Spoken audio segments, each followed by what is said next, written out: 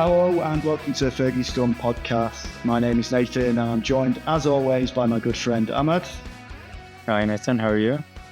I'm very good. You've got a fancy new headset to the podcast this week. Yeah, we need to upgrade some things for the podcast, but we're starting slow.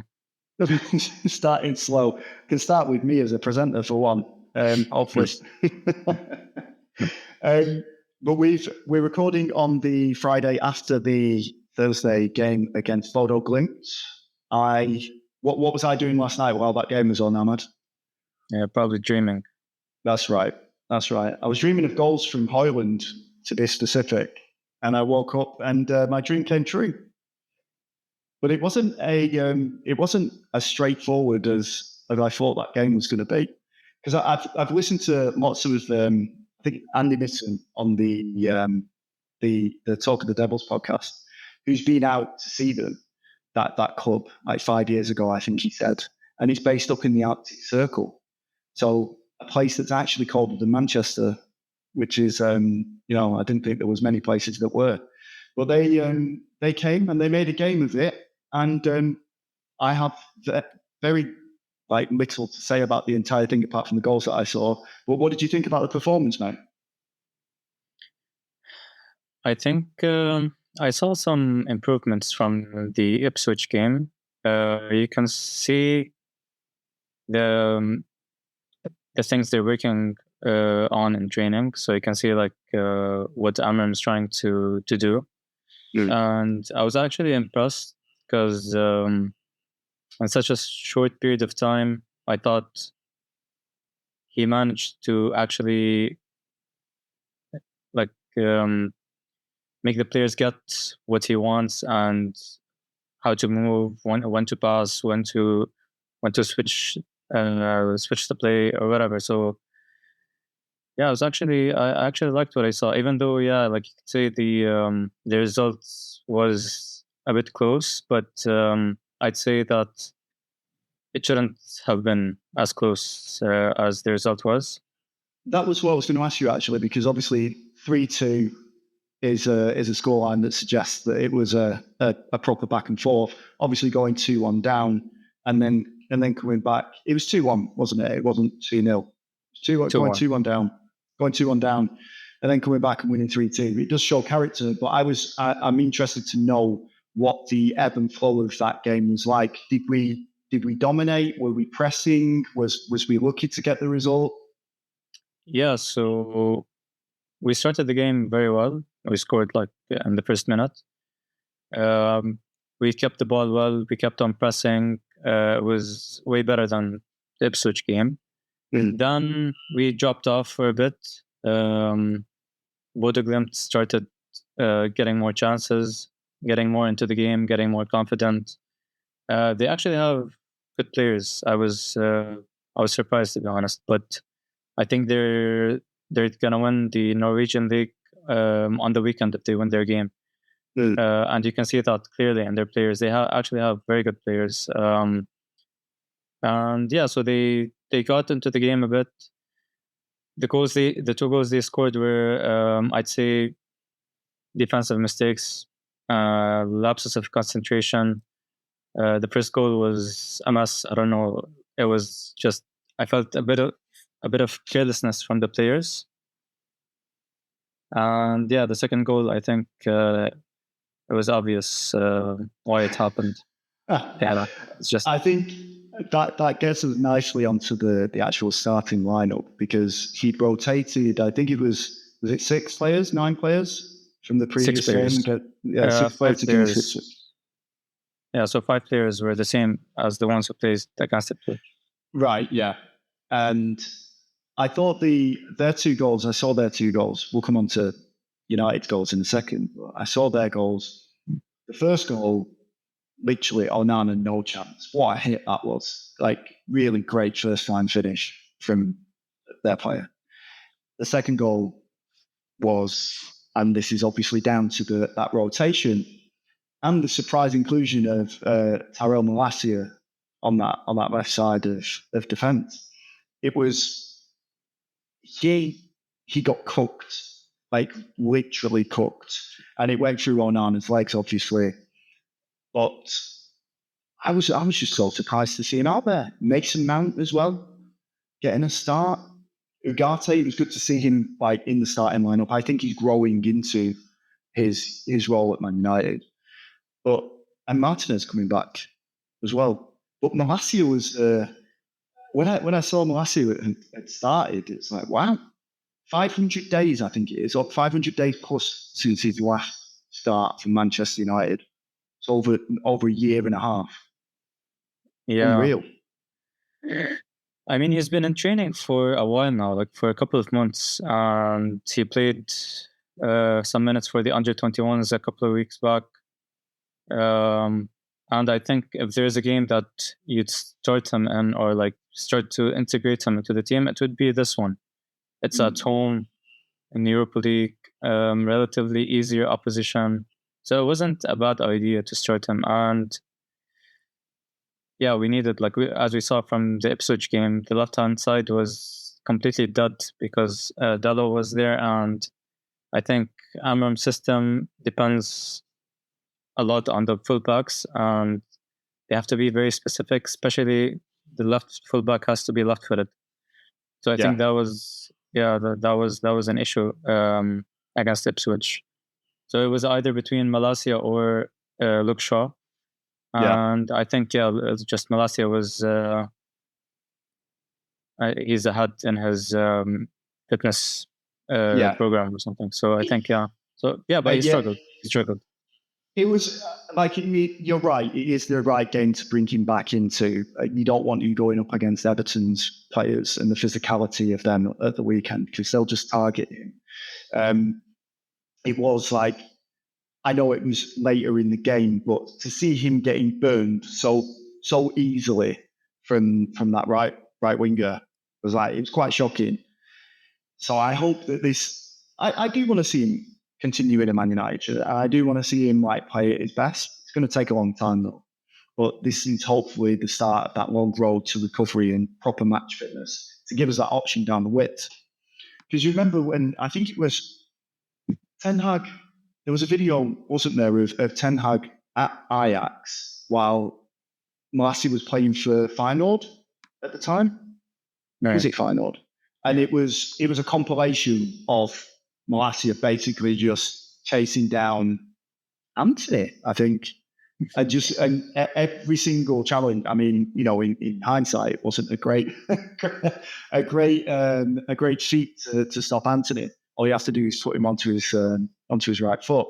But it was that tigerish kind of jumping into tackles, the pace, all of those things. It just made him seem like that natural successor to Luke Shaw. And I really hope we do see that side of him. But it was me on a Tuesday night blowing out of my backside, trying to get back when the legs are completely gone. But I'm sure it'll get better. Who were your standout players from the game? There were a few, in my opinion. For starters, Mazraoui. Every game, I think we say the same thing. He's just, he's brilliant. He's faultless every game. He just does the simple things right. He's just a very good footballer. This is not something that we've seen a lot over the years with United. He just does everything right. I don't know. That's a proper professional football player. That you look at him and this is a professional. Yeah. He was very impressive. I was very impressed with him. Defensively and attacking wise. I loved his. You're just about to talk about it there, but I loved his little feint before he put the cross in for Højlund's goal, which was fantastic, by the way. And every week Bayern must be looking at it and going, "What happened? What did we do? How did Manchester United get in here and take this player away from us? Because he's a cut above. 10 more of those, please." Yeah, exactly. Yeah, I saw a picture today. If the starting lineup was just Onana and then 9 Mazraouis and a striker, for example, Højlund or something, then we'd win the league. Because he's actually that good. You can actually put him in any position and he's gonna perform. I think he's starting to make that right center back role his own. So I know Lenny Euro is still to come. I don't know if he's gonna displace Mazraoui, to be honest. But I think when he comes back, Mazraoui would probably push out to right wing back. That's what I would think anyway. I was thinking about that, but again, the right wing back is preferably left-footed in the Amorim system. So where would you put him? On the left wing back? It has to be. He has to be left-footed as well. So yeah, it's difficult. I guess you could put him at left wing back and have Luke Shaw at left centre back, and then Martinez centre, and then Euro. You can do that. At the beginning of the season, it was going to be difficult to try and work out where Martinez and De Ligt and Euro were going to fit on the pitch. Now there's even less spaces for those players because they're not all going to play. I don't think they'll all play together. I think he will still use a Luke Shaw or a Mazraoui in those positions because I think it gives him more pace going forward. Yeah, for sure. And Maguire also, I think, is perfect for the system. If he plays in the center back position, I think he's actually brilliant for that position. De Ligt is doing really well.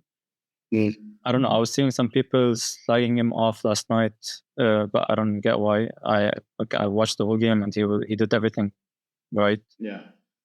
And other players who impressed me, Ugarte was very, very good. He's, like you said, he's starting to grow into the team more and more every game. You can see that he was and with Amorim at Sporting, he knows what is required of him, what Amorim asks of him. He did everything, the simple things, he did them properly. Defensively, he was really, really good. And they got an assist as well, which is impressive. He's really good, and I think he's one of the main players that we're gonna have to build around if we're gonna make the system work.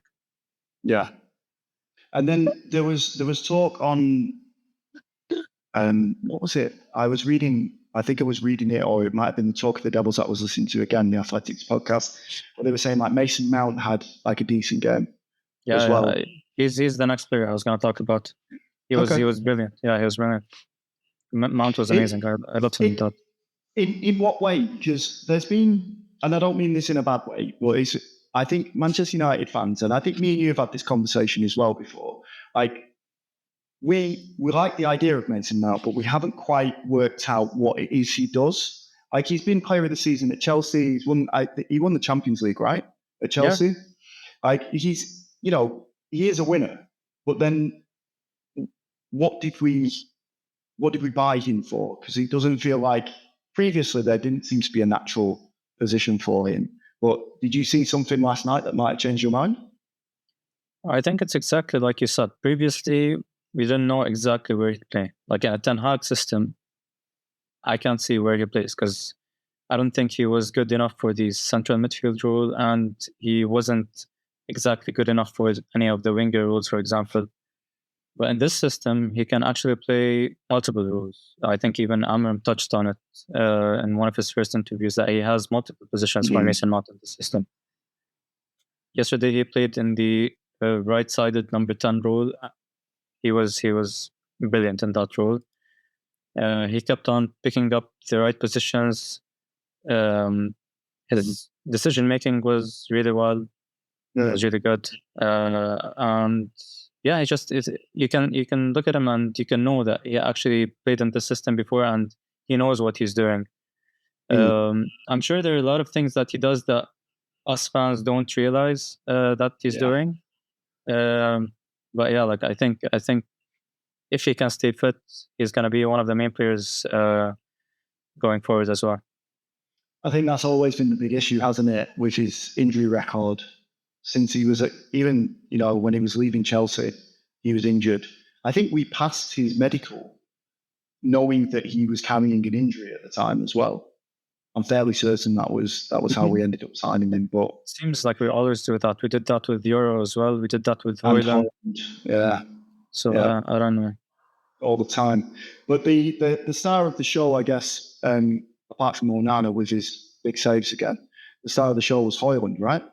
The first goal that he scored was amazing. The tenacity he scored for creating that goal for Garnacho, which was lucky for the goalkeeper, actually. If Garnacho hadn't tapped that in and Hoyland had gone down, because the goalkeeper was holding on to Hoyland, he would have been sent off and it would have been completely game over from that point.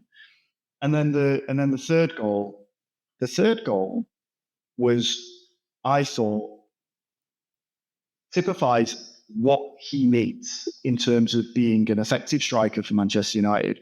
Service. I know that sounds like a random thing. He had to pull that ball out of the air from Mazraoui for his first goal, and it was a beautiful finish. He had to pull it out of the air. Wasn't a great cross.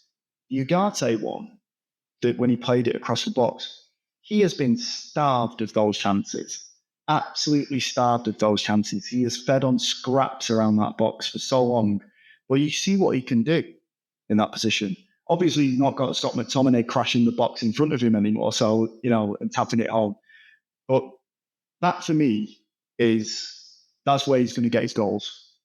In that 6-yard box, balls coming in from those wingers and making the right decisions and just blasting it in. But I was happy for him. But how did he play for the entire game?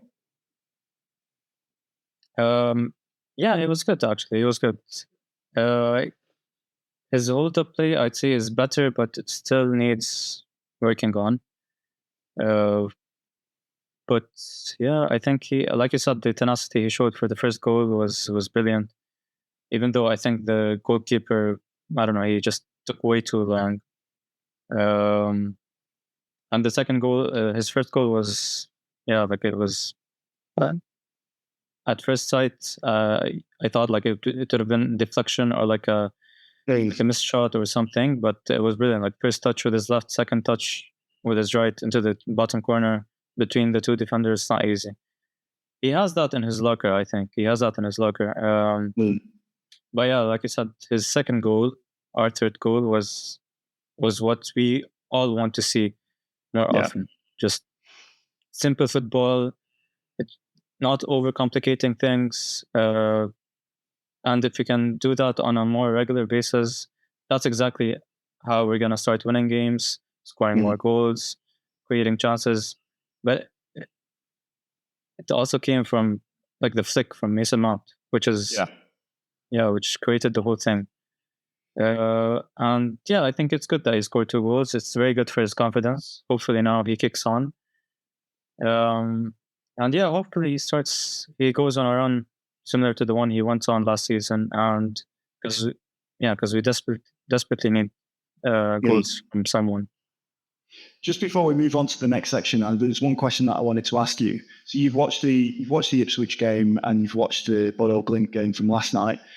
Is there a player, and I know it's early days and it's not knee-jerk, it's just if there was one that you had to name, is there a player that you don't think fits this system with Amorim that's in a bit of trouble? Personally, I think Diogo Dalot, to be honest. Really? I can't say where he plays because, like I said, if he wants to play in either one of the fullback positions, I think Amorim always prefers a left footer on both sides. So, and actually, when Dalot came on last night, he also made mistakes again. Like he keeps on doing mistakes, and he can't seem to like iron them out of his game. And yeah, if he doesn't improve, I think he's not gonna be playing. So I think he's one of the players that are at risk. Maybe Ericsson as well. Ericsson, I think he doesn't have the engine for that position. He doesn't have the physicality. Rashford, I don't know. Right. Like he's gonna stay, I'm sure, but he's not gonna be the main man like he was. Because Garnacho, although he did miss a lot of chances last night, but I think Garnacho he just keeps on running.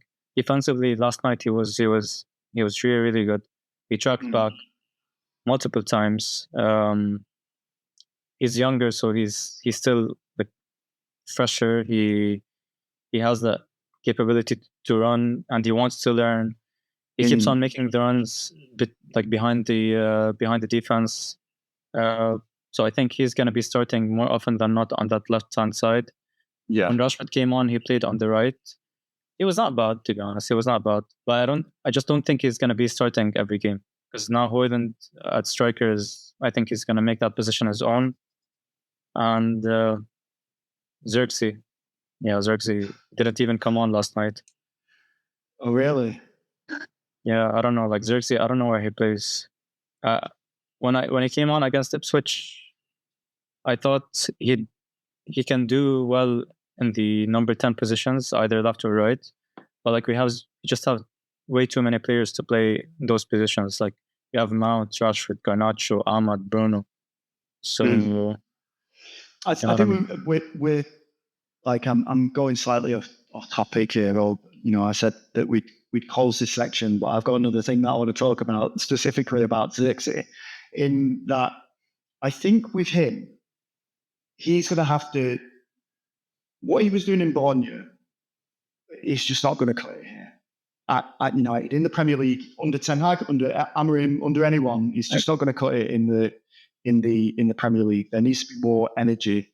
Like he can do the flicks and the connections, but as Amorim said on Sunday after the Ipswich game, he needs to be in the box. He needs to be crashing around that 18-yard box, using his physicality, using his deft touches, doing whatever he can as a striker, because that's what he is. He's a striker.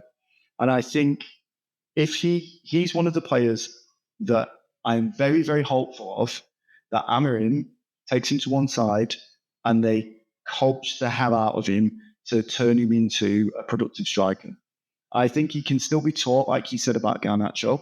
I still think that Xerxes has the capability to take on that information and do good with it.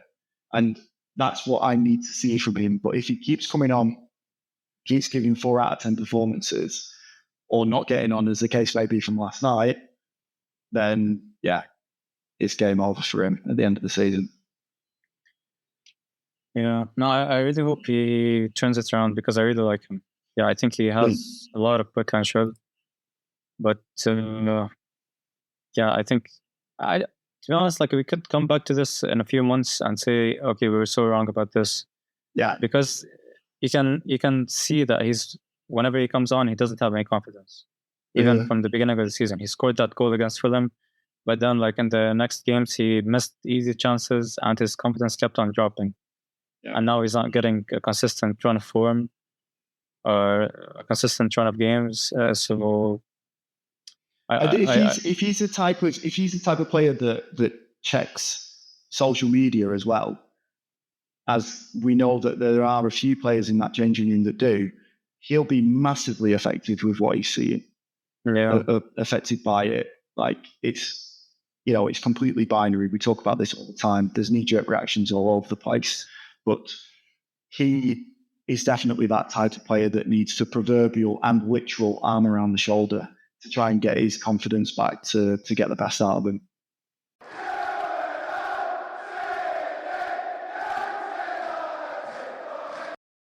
So in not entirely great Manchester United news, Ineos and Jim Ratcliffe, I like to separate them. When they're evil, I like to keep them as Ineos and Sir Jim Ratcliffe, and not Manchester United. So the evil part of them has come to the fore again, where without any consultation with fan groups, they have put the prices up of tickets starting immediately.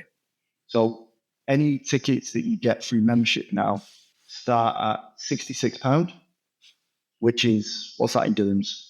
£66 is about 360. Yeah, about 360, 380, which doesn't seem bad in the grand scheme of things. If you was going to take a trip over there, you're going to go and watch Man United, like as a tourist, or if it's your favourite club, you're going to have a great time. 66 quid, a drop in the ocean. But when you consider that they've dropped the concessions as well for over 65s and under 16s, each of those categories now has to pay 66 quid starting price to go and watch Manchester United. And it's one of those things that must MUST, they've been railing against any sort of like price increases, and they've done very well to keep it down. We used to have like the lowest season ticket prices in the entire Premier League at one point, and they've only gone up marginally over the years. It's never been a massive increase. But this felt like Ratcliffe showing his true colours about how he feels about Manchester United as a football club. And I'll tell you now, it's not I love this club as a fan and it is for the working class, because remember, that's how he sold this idea in the beginning. It's more to do with this is a business and how can we recoup the money that we've made from the mistakes that we've already done since we've been in charge. Because now it's on the fans to pay for, what was it today that the Guardian quoted? 21.4 million to sack Ten Hag and to get Amorim in. Like, that's a lot of money.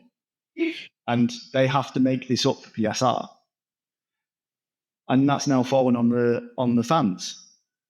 Affected immediately. No consultation, no like talking to the fan groups or anything like that. They've just gone, right, pricings have gone up, starting immediately. And obviously the groups are raging. And so they should be. Be, because Manchester, that area of Manchester, and it doesn't even matter about that area of Manchester. Manchester in itself is like a working class city. And football is one way to, as the old cliche says, is to forget about your week of woes. You go and watch United play, you pay 20 odd quid to get in. You used to be able to pay less than that as a kid to go and watch United.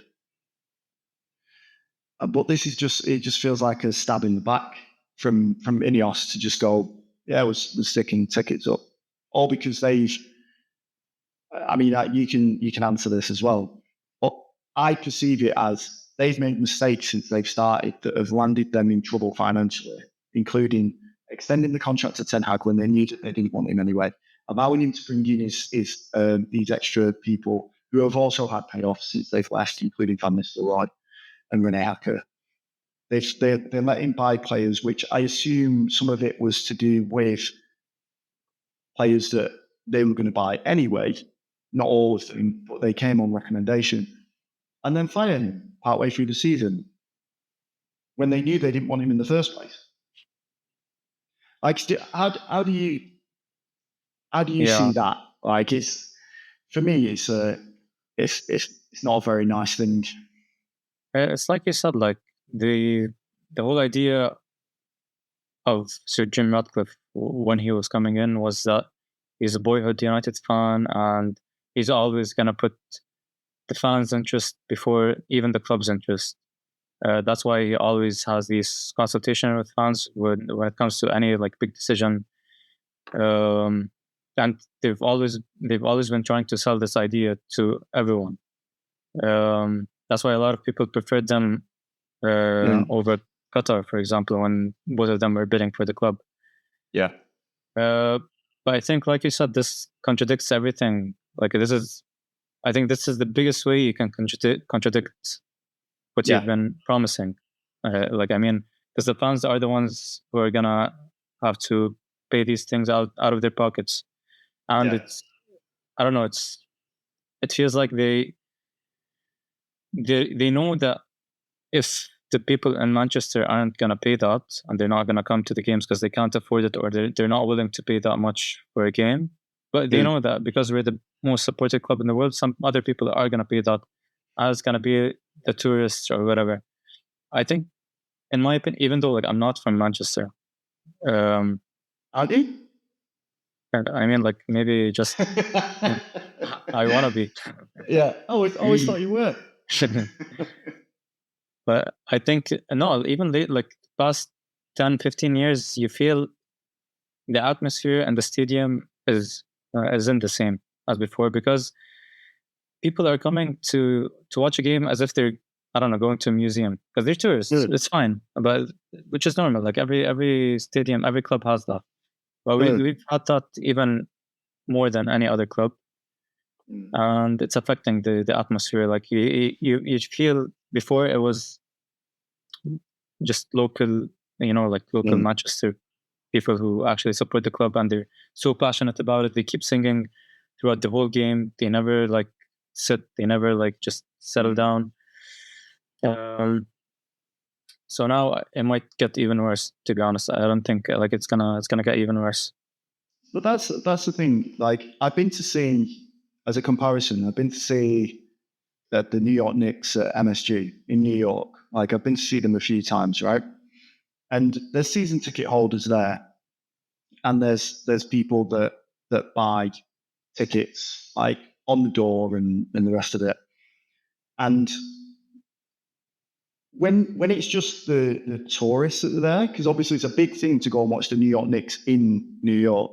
When it is just the tourists, there's no real atmosphere, and like there isn't. It's just, oh, you can. Yeah. There's that famous player, and that was good, and where's my hot dog, and should we go to the concession stand?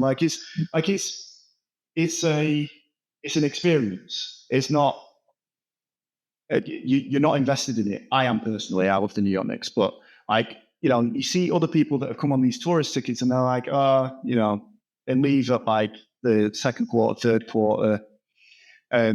Knicks is probably a bad example, actually, because the last few times that I've been to see them there, season ticket holders that have their pay thousands and thousands of dollars, they turn up at the third quarter.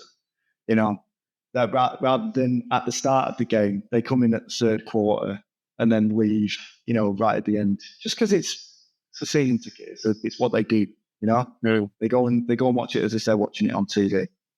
But I think, like you just said, there will always be people that will take those seats. Well, the people that will take those seats don't understand the club, don't understand what it means to the city of Manchester and that surrounding area, as it does to those young and old people that want to go and watch that team every week and have been priced out of it. And I remember ages ago, must have been, 2007.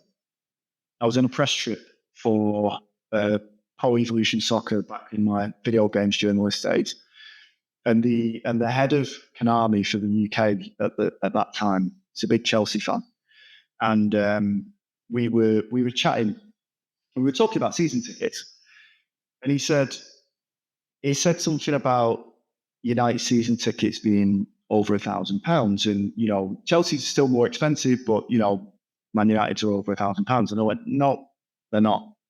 And he went, they are. And he got quite, not heated about it, but he wasn't having it. He was like, no way, a club as big as Manchester United aren't selling season tickets for over £1,000. Anyway, later on that evening, he goes on his computer, does a bit of research, looks for like the cheapest and the highest Manchester United season ticket. I think the highest at the time was like £750, which was a huge drop from a lot of the teams in the Premier League at that time. And it was always kept like that because they always wanted to keep the soul of it. I know I'm sounding quite deep now, but it does matter when you keep the soul of it and you keep those generations keep coming back to watch Man United all the time. It's good, it goes through generations. But when you're 66 quid is a large amount of money, right? Especially during an economic crisis. But that's only the starting number. £66 is only the starting number. That's going to go up and up and up because it's a business, and they will see how far they can push that until there are protests, which I believe there's one planned for the Everton game of the weekend. Yeah. Whether that happens, I don't know. But those prices will just keep going up and up until the fans put their foot down and stop going. And even then, they'll try and sell them on to the tourists that are in town. But the other thing as well is that seems to be put back on the fans to pay for is the stadium. they're going to push ahead with this new stadium now, but they're not going to get the money off the UK government. The UK government's not going to fund it. They might supplement the cost of it, but they're not going to fund the entire thing. So where's the rest of it going to come from? It's going to come from me and you in price increases. Yeah. I mean, like, a part of me feels that maybe it's this idea or like this is being pushed by the Glazers still, because they're not out of the club. Even though, like, yeah, so we all know that Ineos are the ones responsible for the football decisions, and this doesn't feel like a football decision to me. So the Glazers are still responsible for the other decisions. True, but then again, I refer back to it because obviously it's fresh in the memory. I haven't listened to it recently, but the talk of the Devils, they were saying that Ratcliffe has previous at doing this at every company that he's ever bought, like including at Nice as well. So it's a tried and tested way of increasing money. Let's be honest. Let's be brutally honest here. Billionaires are not our friends, right? They're not on our level. What they think is a small increase is like humongous because they don't even look at things when they sign them anymore, which must be why they gave that contract extension to Ten Hag. They don't even look at the zeros. It's just sign it away, gone. They're not our friends. And Manchester United, to the Glazers, to Jim Ratcliffe, to Ineos, all the shareholders, all the rest of them, it's about business. And it's about creating a business, and it's about turning it into one of the biggest businesses and money spinners in the world. And that's it. Yeah, but like, what? So I'm pretty sure the protest is going to happen on Sunday. Even I think Everton are going to protest, and I think Liverpool as well. They're all going to protest. Yeah. So why would you put yourself in that position? Even like after we've seen like previous years, we've seen that people actually protest, and they've been protesting against the Glazers. It was a mess, and it does no good. And they're gonna, I don't know, go back on their decision afterwards to please the fans. So why would you put yourself in that position from the first place? I don't get it. It would be interesting. You are right. I think it'd be interesting to see if they do roll this back now. If it's like, we can't possibly go ahead, we didn't know, we tested the water. A little bit like the Super League, when they announced, we're going to do the Super League, and then there was all the protests, and it's like, yeah, we're not going to do the Super League anymore, because we completely underestimated how annoyed you guys would be about us trying to jib off and get some extra money somewhere. So let's hope that they do the right thing. I think there was a letter that Musk sent to Omar Barada, calling it a ludicrous or ridiculous decision to do this. So let's see what happens. But yeah. Just a question. So did they increase the price? So they did nothing to the season ticket prices? Not yet. Not yet. As far as I know, they've been untouched. But once you start picking away at something, and you see how far, like I said before, you see how far you can get away with this thing, then you move on to the next thing. There will be a plan in place for how to increase these things. But yeah, while salaries and income is going down, the prices of going watching your football team to take your mind off that have gone up. So yeah, it doesn't work in my world.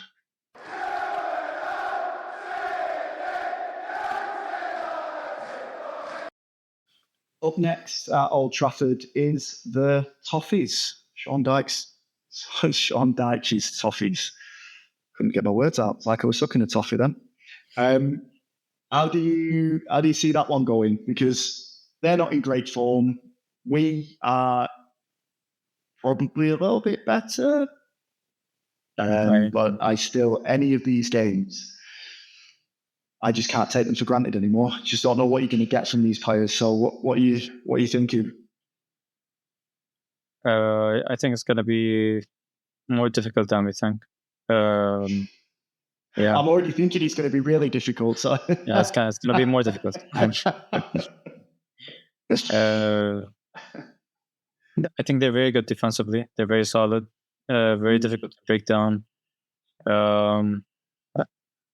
I think like they've lost only one game from the last 10 or something like that, but they draw a lot. So yeah, I think we're gonna have to find a way to break them down. I think they're gonna, well, as always with Sean Dyche, he always comes with a low block and shoot one to the striker or whatever. So we're gonna have to find a way to deal with that. But yeah, it's gonna be difficult, but I think we should have enough for them.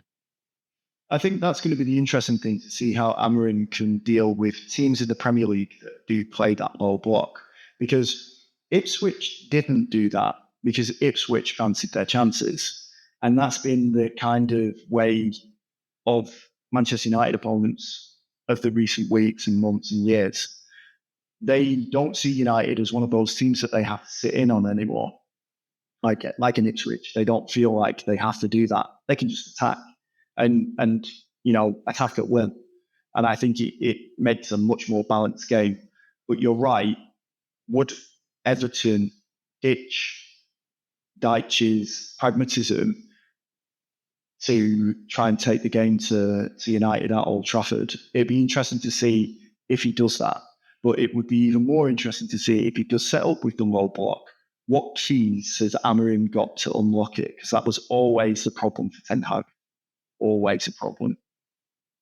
I think you could say, yeah, I'm not saying that Bodo Glimt are on the same level as Everton, for sure. There's a difference. But watching the game last night, Bodo Glimt played a really low block with 2 blocks of 4 and the 2 strikers coming back. So it was very difficult, very compact and very difficult to break down.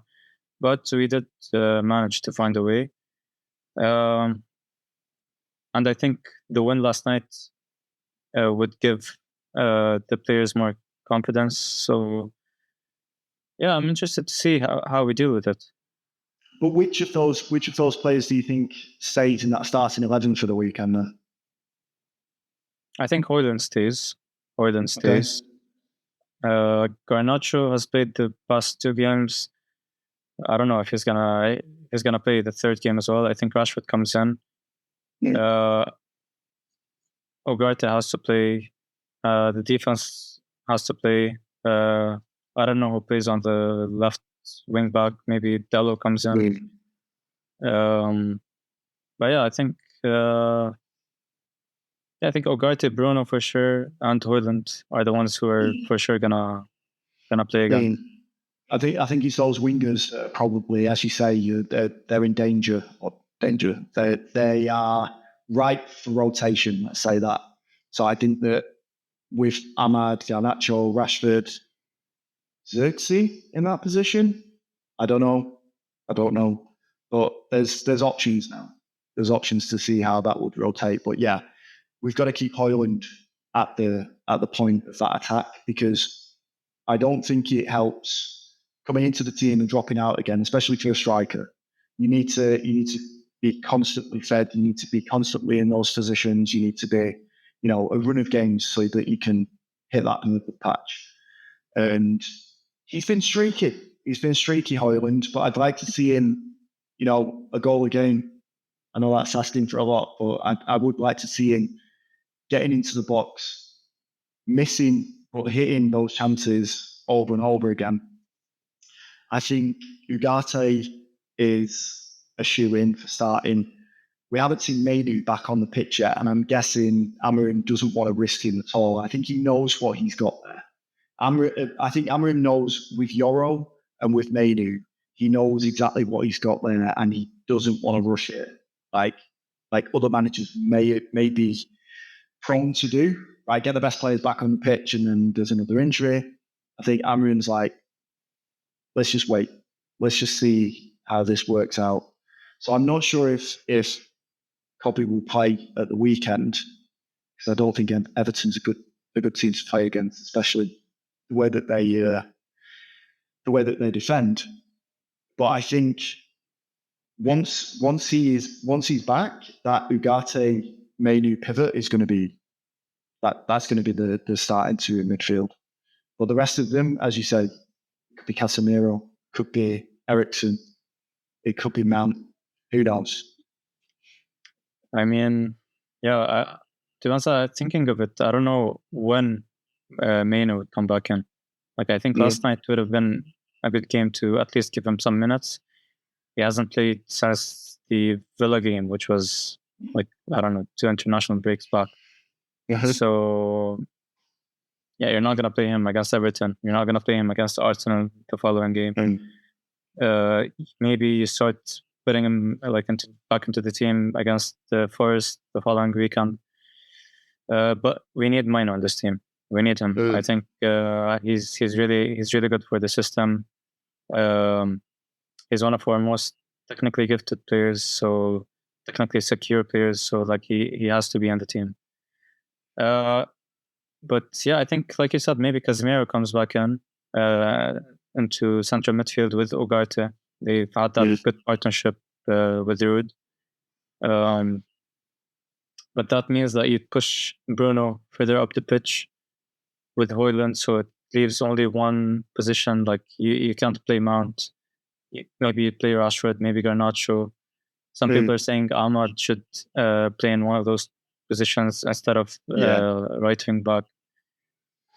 I don't know. Like we have, like now that most of our players are back, we're having some issues. But it's a good issue to have.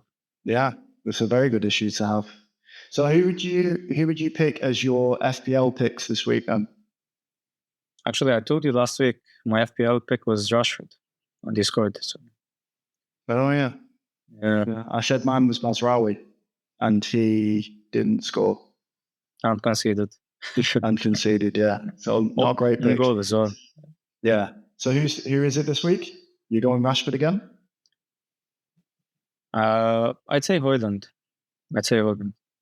Højlund's a very good differential this week, I think, because I don't think many players or many people will fancy him up for him. And dare I say, he might be a ready, fit replacement for Erling Haaland in your FPL teams this week. Yeah, I already transferred him out. He's gone. He's gone. They've got Liverpool this weekend, haven't they? Interesting. Oh my god! I hope City win this. Like they have to win this. If they don't, then it's looking like Liverpool are going to win the league.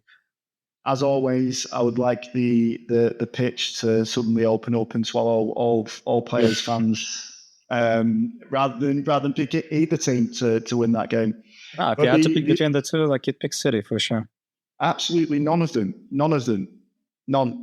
I don't know what the consequence. If you had to pick between the two. What is the consequence of not choosing though? What's going to happen to us? You're ruining the game. Then the game's over. I've soured it. I've soured the game. I'm not picking either of those two. That's definitely not picking my poison there. But the player that I would choose this week, I think, again, I'm going to go with Mazraoui because he's got Everton don't score a lot of goals. Neither do we. But I think that having Mazraoui in, you've got the potential assist on there. I said this last week. Just what I'll do is I'll just cut this bit out from last week and put it in here. You get the assist threat, but you get the clean sheet threat, and I just can't see Everton scoring. I think we'll win. I think we'll win like 2-0. I'm going to say. I don't know. I really hope we keep a clean sheet, but it looks like we're conceding way too many chances because the players still are getting to grasps with the system. So I don't know. I feel we're not going to keep a clean sheet. So I'd say 2-1. I just hope we get the 3 points. We desperately need 3 points in the league. We really do. We need to. Every week I say the same thing. We have to win. We have to go on our own. But like if we win this game, we have Arsenal away the next game. So we just have to win it. We have to win it. I remember throughout the international breaks, you've sent me a couple of screenshots of the fixtures list and going, I can see a run coming. I can see a run. No, please. No. we just need that run to happen. that was like not the last international break, the one even before. I know, yeah. And we haven't won since. I know. It's been ridiculous. But maybe Everton is the one that will kick it off.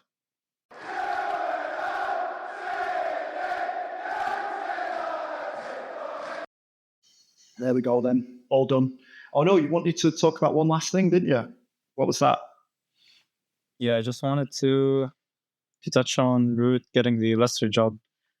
I think, Leicester are going to have a few more supporters the rest of the season now. The polar opposite of Steve Cooper as well.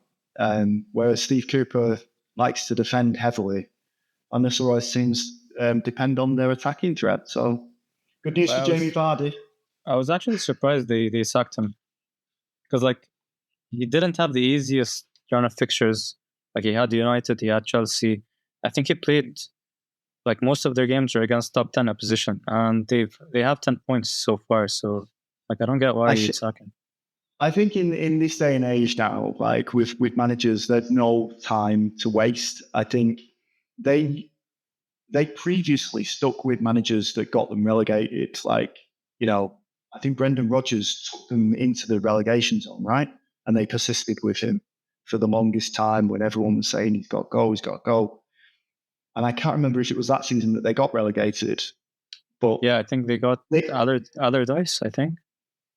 Possibly. Yeah, I think they got Allardyce. And he didn't push to keep them off. Yeah, but the thing is they don't tend to sack managers on a whim.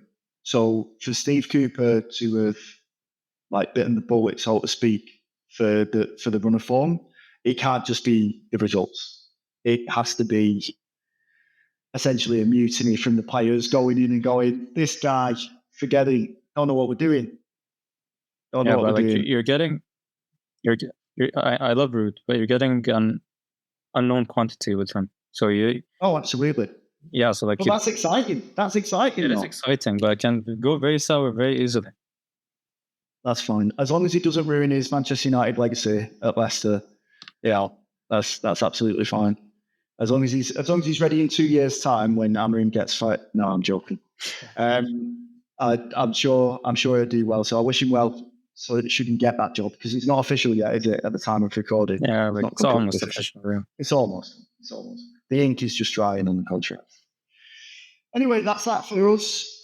We shall speak to you again next week. Thanks for listening as always. And do check us out on Blue Sky, which is fergiescumpod.bluesky.social. Yep. Just search Fergie Scum Pod and we're on there. And follow us and share our content. Please, we're begging, please, goddamn, please. I'm joking.